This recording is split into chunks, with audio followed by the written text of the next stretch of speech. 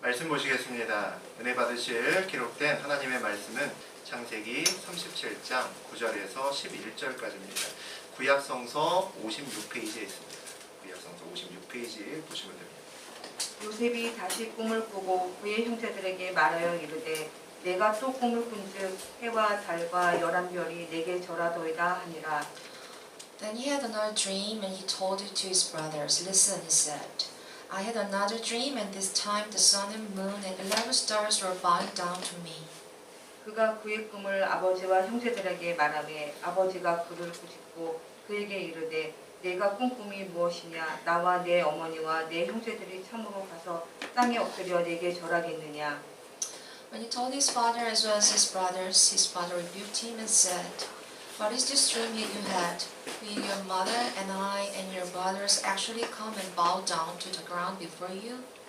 그의 형들은 시기하되 그의 아버지는 그 말을 간직해 두었더라. His brothers were jealous of him, but his father kept the matter in mind. 하나님 말씀입니다. 아멘. 우리 한 6개월 정도를 야곱에 대한 이야기로 나누었습니다. 오늘부터 이제 요셉에 대한 이야기를 주로 나눌 겁니다.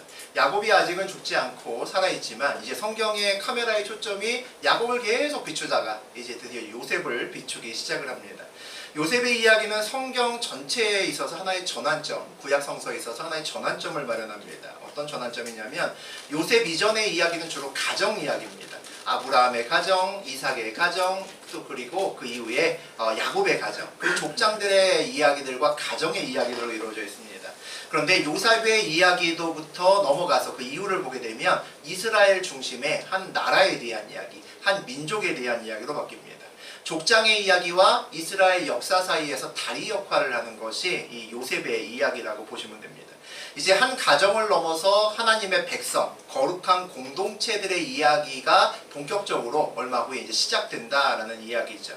요셉의 이야기를 함께 나누면서 우리의 신앙도 그 지경이 우리 이야기와 함께 넓어지는 그런 은혜가 있었으면 좋겠습니다. 우리 1절과 2절 함께 보겠습니다. 야곱이 가나안 땅 곧 그의 아버지가 거류하던 땅에 거주하였으니 야곱의 족보는 이러하니라. 요셉이 17세의 소년으로서 그의 형들과 함께 양을 칠 때에 그의 아버지의 아내들 비라와 실바의 아들들과 더불어 함께 있었으니 그가 그들의 잘못을 아버지에게 말하더라. 지난 시간에 형 에서가 이제 세일로 떠나갔습니다. 함께 살고 있다가 세일로 갔고 야곱은 여전히 아브라함이 묻혀있고 그의 아버지가 묻혀있는 이삭이 묻혀있는 헤브론 땅, 약속의 땅을 지키면서 살아가는구나 라고 우리가 볼 수 있습니다. 야곱의 족보는 이러하니라. 요셉이 17세의 소년으로서 그의 형들과 함께 양을 칠 때라고 되어 있죠. 에서의 족보는 우리 지난 시간에 봤던 것처럼 순서대로 이름하고 자리가 계속 반복되면서 장황하게 지은 족보들을 나열을 합니다. 야곱의 족보는 요셉의 이야기부터 시작되는 것을 볼 수 있습니다. 야곱의 뒤를 이어서 이제 요셉이 그 다음 자리를 차지하고 있다라는 것을 우리가 볼 수 있고, 그리고 야곱의 족보는 이름과 자리가 나열되지 않는다라는 것을 알 수 있죠. 이야기로 돼 있구나, 하나님의 이야기로 연결되는 것이 야곱의 족보구나라는 것을 우리가 볼 수 있습니다. 요셉의 출생은 이미 앞에서 나왔죠. 이렇게 태어났어 라는 얘기가 나왔습니다. 이제 오늘부터 요셉에 대해서 성경이 처음부터 이제 이야기를 하기 시작합니다. 비라와 실바의 아들들과 더불어 함께 있었더니라고 되어 있습니다. 비라와 실바의 아들들과 함께 있었는데 없는 아들들이 있죠. 레아의 아들들이 보이지 않습니다. 요셉이 레아의 아들들하고는 완전히 틀어졌음을 볼 수 있습니다. 양을 칠 때도 같이 없었다는 걸 알 수가 있죠. 레아와 라헬은 원래 앙숙지간이었죠. 서로 간에 별로 좋아하지 않았습니다. 야곱은 늘 레아를 싫어했고 라헬만 이뻐했습니다. 그러니까 레아는 늘 질투 아래 있었고 그의 자녀들도 똑같았습니다. 야곱은 늘 라헬의 자녀들만 이뻐했죠. 그러니까 레아의 자녀는 늘 소외되고 늘 변두리에만 머물 수밖에 없었습니다. 야곱의 사랑에 늘 목말랐던 사람들이 있었다는 거죠. 그 골이 점점점 깊어졌습니다. 그래서 레아의 아들들과 라헬의 자녀들은 이제 서로 같이 있는 것도 불편한 거죠. 같이 있어도 불편해 이러고 멀리 가게 됐습니다. 그가 그들의 잘못을 아버지에게 말하더라 라고 되어 있죠. 요셉을 설명한 첫 마디가 다른 형제들의 잘못을 고자질한다. 이게 요셉에 대한 첫 번째 평가입니다. 이거 어떻게 해석해야 될까요? 아, 애들이 다 잘할 때 그럴 수도 있잖아 라고 생각할 수도 있죠. 나중에 어렸을 때 그렇지 나중에 크면 안 그래 라고 생각할 수도 있습니다. 문제는 지금 요셉의 나이가 17살이라는 데 있습니다. 우리 교회에서 보면 한빈이 나이죠. 한빈이 나이와 비슷한다는데 문제가 있습니다. 미르 나이라면 아무도 신경을 안 쓸 겁니다. 그리고 또 우리 진아 정도 나이더라도 이해할 수 있을 겁니다. 그런데 17살이라고 하는 거는 고자질만 하기에는 조금 지나친 나이가 아닐 수 없습니다. 고등학생 정도 되는 나이에 맨날 고자질을 일삼는다? 문제가 있다는 거죠. 성장 과정에 문제가 있구나라는 생각을 우리가 할 수 있습니다.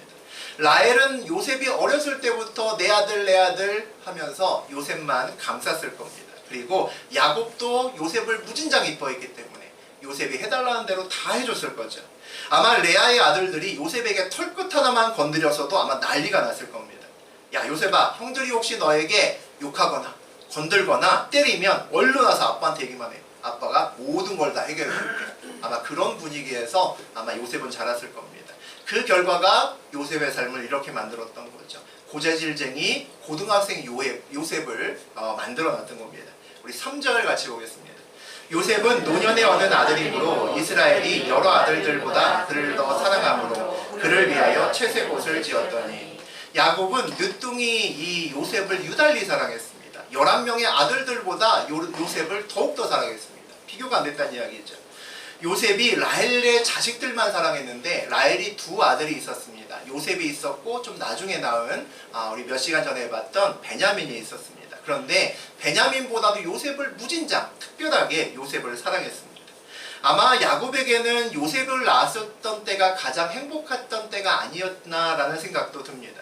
사랑하는 라헬이 그렇게 고전하다가 아기를 못 낳아서 그렇게 힘들어하다가 또 이 요셉이라는 첫 아들을 낳았기 때문에 기쁨이 엄청 컸을 때고, 또 요셉을 낳았을 때 그때 분위기가 야곱의 재산이 마구마구 이렇게 불어나고 있을 때입니다.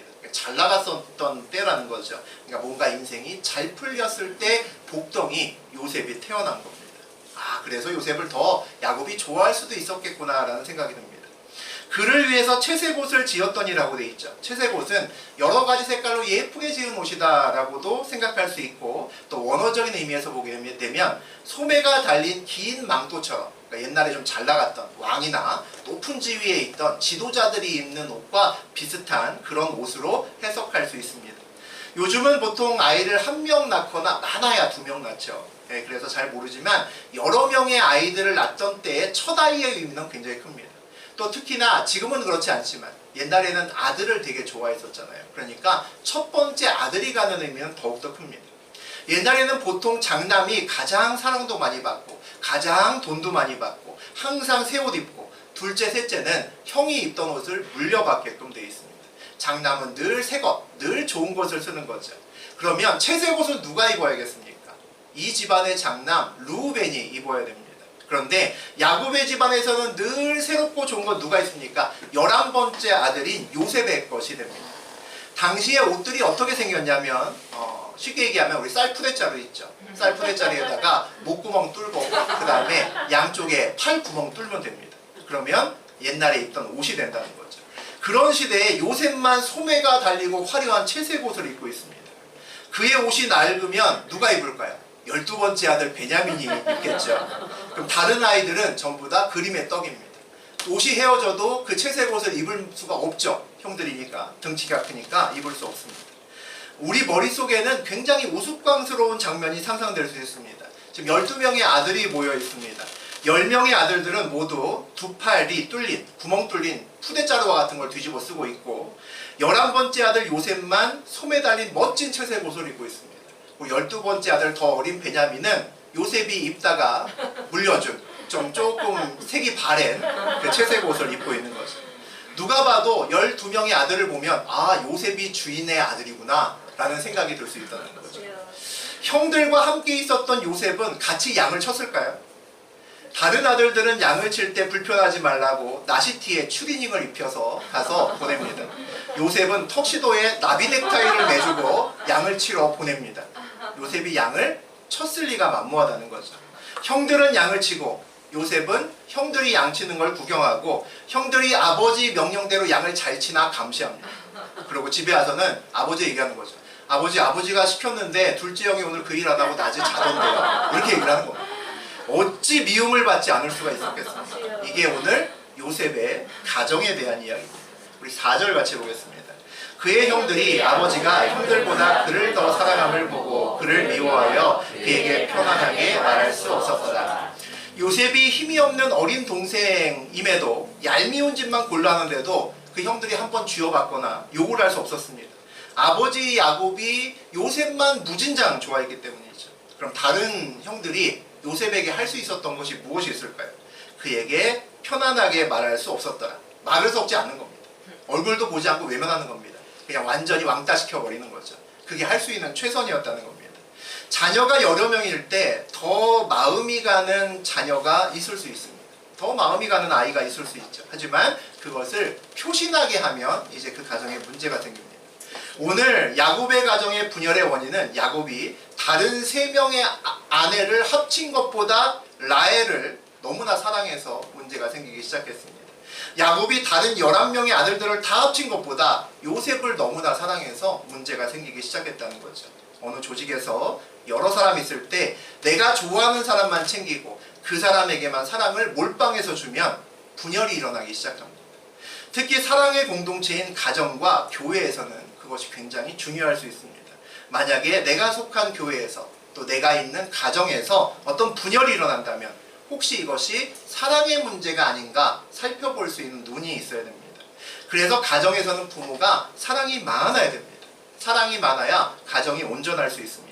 교회에서는 목회자와 우리 중직들, 우리 장로님들, 권사님들, 집사님들이 전부 다 사랑이 많아야 됩니다. 아멘. 그래야 교회가 온전할 수 있다는 거죠. 아멘. 우리 5절부터 7절까지 함께 봅니다. 요셉이 꿈을 꾸고 자기 형들에게 말하되 그들이 그를 더욱 미워하였다. 요셉이 그들에게 이르되 청하건대 내가 꾼 꿈을 들으시오. 우리가 밭에서 곡식단을 묶더니 내 단은 일어서고 당신들의 단은 내 단을 둘러서서 절하더이다. 사건이 하나 벌어집니다. 요셉의 꿈 사건이 하나 벌어졌습니다. 어떤 꿈을 꾸었길래 꿈 때문에 요셉이 안 그래도 미움을 받는데 더 미움을 받게 됐을까요? 꿈의 내용을 보니까 우리가 밭에서 곡식단을 묶더니 내 단은 일어서고 당신들의 단은 내 단을 둘러서서 절하더이다. 이렇게 얘기를 합니다. 12명의 형제들이 모두 다 농사를 짓고 있는데 곡식단을 묶고 있는데 요셉이 묶었던 곡식단만 꼿꼿하게 서 있고 형들이 묶은 곡식단은 모두 다 엎어져서 그렇게 절을 하고 있었다. 이런 꿈을 얘기합니다. 요약하면 11명의 형제들보다 내가 최고야. 내가 제일 귀해. 이런 꿈의 내용입니다. 그 꿈 이야기를 들은 형들이 어땠을까요? 여러분이 형이라면 주먹으로 한 대 치고 싶겠죠. 아마 그랬을 겁니다. 하지만 때릴 수 없습니다. 때리면 야곱이 가만히 있지 않죠. 그 집에서 살 수 없습니다. 쫓겨났어야 될 겁니다. 형들이 이를 부득부득 갈 수밖에 없었겠죠. 우리나라에는 나이와 서열이 굉장히 중요합니다. 놀이터에서 아이들 만나면 첫 번째 물어봅니다. 야, 너 몇 살이야? 너 10살이야? 나 11살인데. 내가 너보다 한 살 많아. 그러니까 앞으로 형이라고 불러. 이거부터 보통 관계가 시작됩니다. 영어학원에 가면 영어로 나이 묻는 법을 배웁니다. How old are you? 다 아는 내용이죠.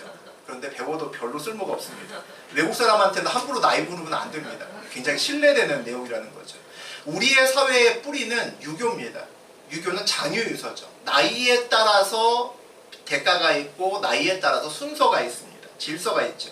우리나라에서도 과거에 유산을 줄 때 장자에게 가장 많은 유산을 주었습니다. 그래서 나이가 그만큼 소중했습니다. 마찬가지로 고대 이스라엘도 나이가 굉장히 중요하죠. 그런데 야곱의 집안은 장자가 장자의 대우를, 권리를 받지 못하는 그런 가정이었습니다. 옛날 말로 하면 콩가루 집안이었죠.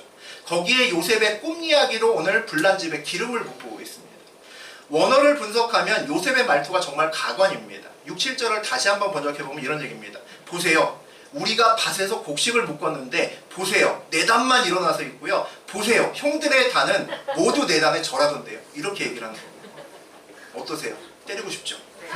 보세요. 보세요. 보세요를 계속 얘기를 합니다. 아주 신나서 자기의 꿈을 이야기를 하고 있다는 거죠.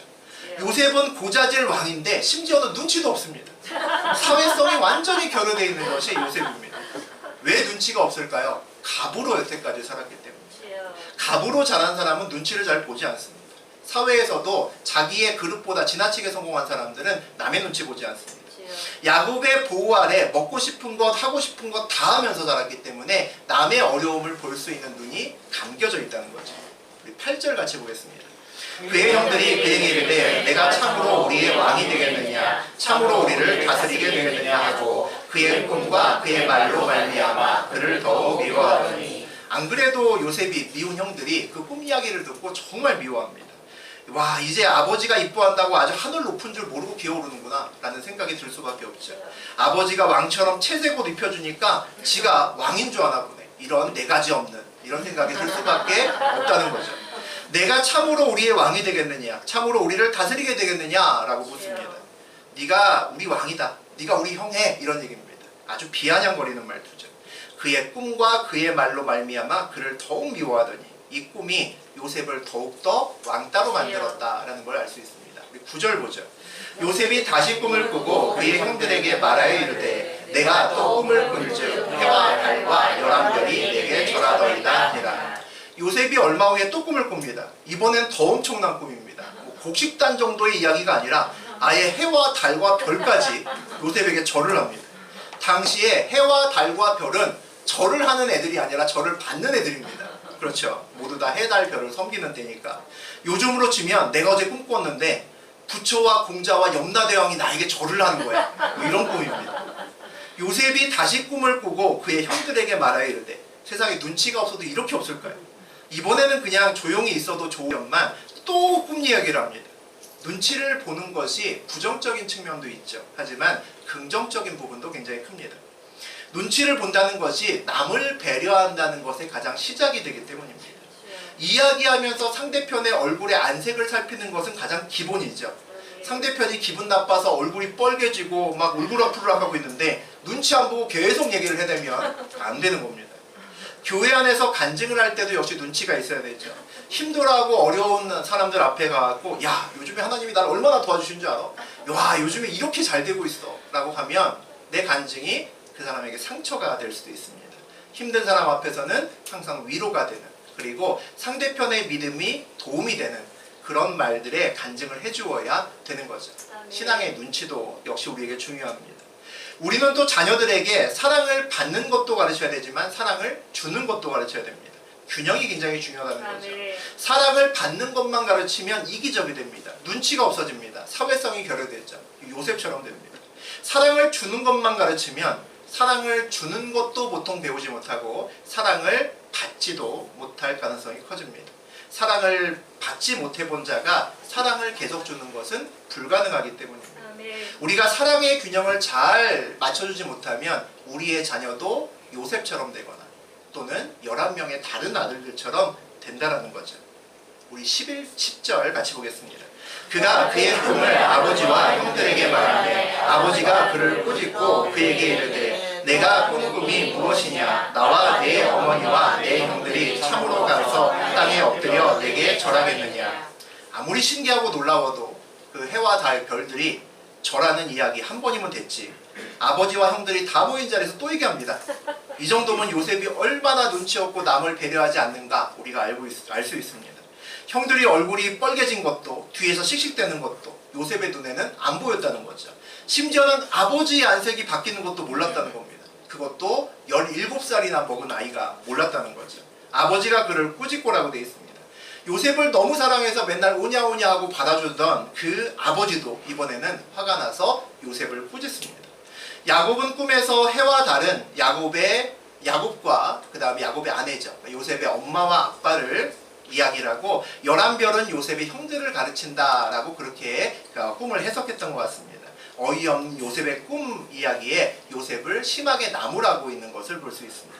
우리 11절 같이 보죠. 그의 형들은 시기하되 그의 아버지는 그 말을 간직해 두었더라. 형들은 동생 요셉을 미워하다가 더욱 미워하다가 이제는 시기하게 됩니다. 갈등의 골이 점점 깊어진다는 거죠.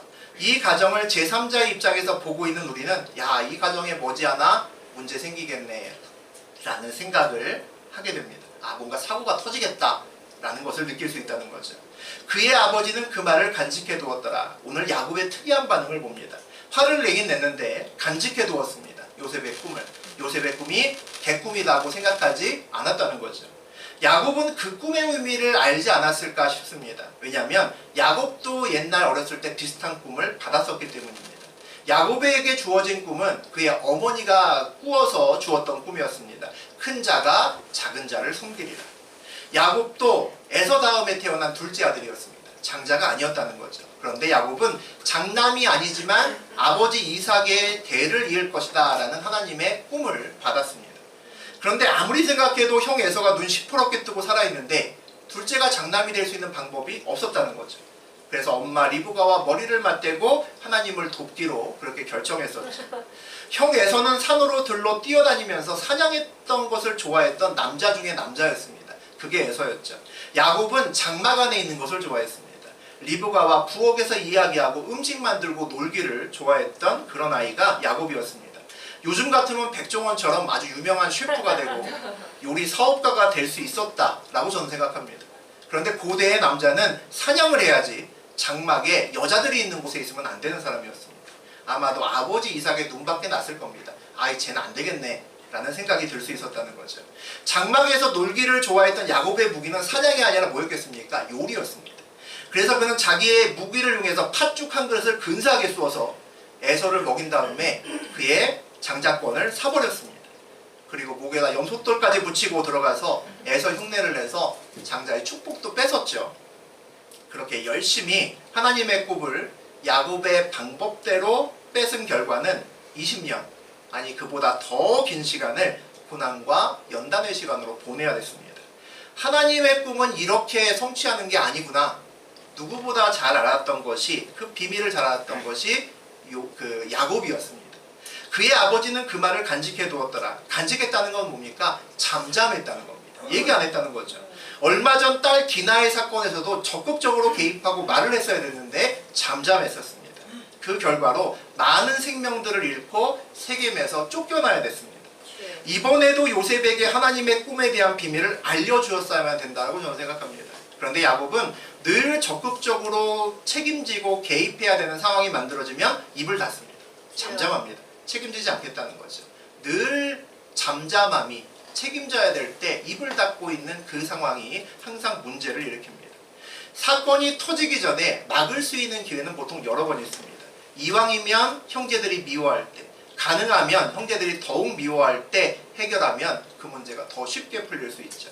이제 그 단계를 넘어가서 시기하게 되면, 심하게 시기하게 되면 그 문제를 풀기는 더욱더 어려워집니다. 야곱의 가정은 지금 그 시기를 전부 다 넘겨가고 있다고 볼 수 있습니다. 야곱이 그냥 잠잠하기 때문이죠. 자기 할 일 안 하고 책임을 회피하기 때문입니다. 요셉의 꿈은 개꿈일까요? 아니면 하나님의 계시일까요? 성경을 이미 알고 있는 우리는 당연히 계시라고 아마 생각을 할 겁니다. 하나님의 꿈은 일반적으로 어떻게 다를까요? 오늘 이야기를 보면 몇 가지 특징이 있습니다. 첫 번째, 꿈의 내용이 아주 특이합니다. 이상한 느낌이 확 온다는 거죠. 요셉 가족의 직업은 뭡니까? 목동입니다. 평생 양을 치고 소를 치는 사람들이죠. 근데 꿈에 뭐가 나옵니까? 곡식단이 나옵니다. 그것도 그냥 곡식단이 나왔다라는 건 모르겠는데 곡식단을 묶고 있습니다. 뭐 하는 거죠? 농사 짓고 있는 겁니다.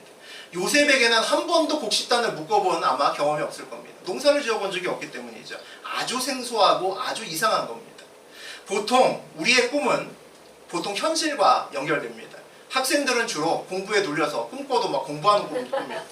장사하는 사람은 꿈에서도 고객과 싸우는 꿈을 꾼다지 뭐 이런 꿈 꿉니다. 어부는 물고기 꿈을 꾸죠. 양과 소만 보던 사람이 꿈에서 농사를 짓는다. 그것도 구체적으로 농사에서 곡식단을 하나씩 묶고 있는 꿈을 꾼다는 건 이상하다는 거죠. 쉽게 꿀 수 없는 이상한 꿈을 꾸었다는 겁니다. 또 특징이 뭐가 있나요? 하나님의 꿈은 반복됩니다. 단순 반복이 아니라 그 의미가 구체화되고 확장됩니다. 처음에는 곡식단이 절하고 다음에는 해와 달과 별이 절합니다. 일맥상통하는 꿈이면서 더 큰 그림을 보여주고 있죠. 그리고 하나님의 꿈은 상징적입니다. 보통 하나님의 꿈을 쉽게 보여주지 않고 비유나 상징으로 보여주십니다. 그래서 꿈꾸고 난 다음에 대부분의 반응은 이게 뭐지? 라는 생각이 듭니다. 아마 경험이 있으실 겁니다. 고민하게 됩니다. 영적인 해석이 필요하게 만든다는 거죠. 늘 꿈이 한 번에 다 드러나게 만들지 않으십니다. 그래서 하나님의 꿈은 꿈보다 해몽이 중요합니다. 우리가 붙들어야 되는 꿈은 어렸을 때 너 꿈이 뭐야? 라고 주변에 어른이 물어봤을 때 대통령이요, 과학자요, 의사요 하는 아무것도 묻지 마 라는 꿈의 그런 것들이 아닙니다. 자라면서 소질을 발견하고, 야, 내가 그림을 잘 그리니까 화가가 돼야겠다, 내가 노래를 잘 부르니까 나도 쇼미더머니에 가서 뭔가를 해봐야겠다, 뭐 이런 꿈을 꿀 수 있겠죠. 그런 것도 아닙니다. 현실적인 것이 아닐 수 있다는 거죠. 하나님의 꿈은 늘 말씀으로, 상징으로 그냥 어느 날 주어집니다. 우리에게 주어지는 그 꿈은 늘 덮개로 덮여 있습니다. 그 덮개가 벗겨져야 하나님의 꿈을 우리가 확인할 수가 있다는 거죠. 그 덮개를 벗길 수 있는 방법은 우리의 기도입니다. 그 덮개로 덮여 있다는 것은 먼저 정해진 무엇이 우리 앞에 있다는 거죠. 우리를 위한, 저와 여러분을 위한 하나님의 계획이 이미 따로 있다는 겁니다. 우리를 위한 하나님의 꿈을 볼 수 있어야만 됩니다. 그래서 우리가 하나님의 꿈 앞에서 해야 될 제일 첫 번째 것은 그 덮개를 벗기는 거죠. 기도하는 겁니다. 우리가 기도해야 되는 이유가 되는 거죠. 우리의 꿈은 늘 우리의 상황에 기초를 둡니다. 내가 지금 이 정도니까 여기까지만 꿈꾸면 되겠지 라고 생각합니다. 그런데 하나님의 꿈은 내 상황을 고려하지 않습니다. 하나님의 꿈은 늘 내 상황이 아니라 하나님의 상황만 고려해서 주어집니다. 그래서 하나님의 꿈은 종종 우리를 참 힘들게 만들죠. 모세도 왕자일 때가 아니라 왕궁에서 쫓겨나고 아무 꿈도 희망도 없는 80세 때 남의 양이나 치던 월세방 시절에 하나님께서 부르십니다. 야, 너 애굽에 가서 내 백성을 이끌어서 해방시켜라. 꿈을 주십니다. 얼마나 황당했을까요? 모세가 계속 얘기합니다. 하나님, 사람 잘못 보셨습니다. 아닙니다. 전 진짜 아닌 것 같습니다. 포도주 틀에서 밀을 몰래 타작하던 기드온에게 오셔서 큰 용사여, 미디안과 싸워라 그러십니다. 얼마나 황당했을까요? 기드온이 얘기합니다. 제가 뭘 가지고 미디안과 싸우겠습니까, 하나님? 아닌 것 같습니다. 열심히 공부하고 벤처에서 일하면서 전문가의 꿈을 꾸고 있던 사람에게 어느 날 오셔서 너 목회해라 그렇게 하셨습니다. 얼마나 황당했을까요? 제가요? 설마요? 그랬던 사람도 지금 여기 서 있습니다. 세상에서는 꿈이 이루어지지 않아서 꿈이라고 이야기를 합니다. 그만큼 살면서 우리의 꿈은 대부분 다 박살납니다. 깨지죠. 아, 예쁜 꿈을 꾸었는데 5년 후에 그 꿈이 하나도 남아있지 않습니다. 보통은 꿈만 꾸다가 나중에는 그것도 시들해집니다.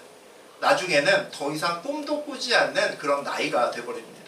여기 앉아 계신 여러분에게도 아마 꿈이 있을 겁니다. 그리고 앞에 있는 저도 여전히 꿈이 있습니다. 우리의 꿈이 정말 이루어질까요? 질문해보는 시간 되셨으면 좋겠습니다. 우리는 내가 목표를 설정해 놓고 최선을 다해서 그 꿈을 이루기 위해서 노력하면서 삽니다. 그것이 건강한 삶이라고 이야기를 하죠. 그런데 하나님의 꿈은 그 꿈이 우리를 끌고 갑니다. 다르다는 거죠. 그래서 우리의 꿈은 거의 매번 실패하지만, 박살나지만 하나님의 꿈은 반드시 성취됩니다. 이미 약속된 꿈이 우리를 끌고 가기 때문이죠. 하나님의 꿈이 우리를 온전히 끌고 가게 하려면 뭐를 해야 될까요? 우리의 계획과 목표를 내려놔야 됩니다.